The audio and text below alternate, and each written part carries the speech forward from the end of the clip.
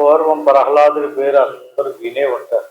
చాలా మహాభక్తుడు అనమాట. ఇంకా అతని భక్తికి మెచ్చి విష్ణుమూర్తి ఒకసారి ప్రత్యక్షమయ్యాడు ఆయనకి. ఆ చూశాడు దేవుణ్ణి.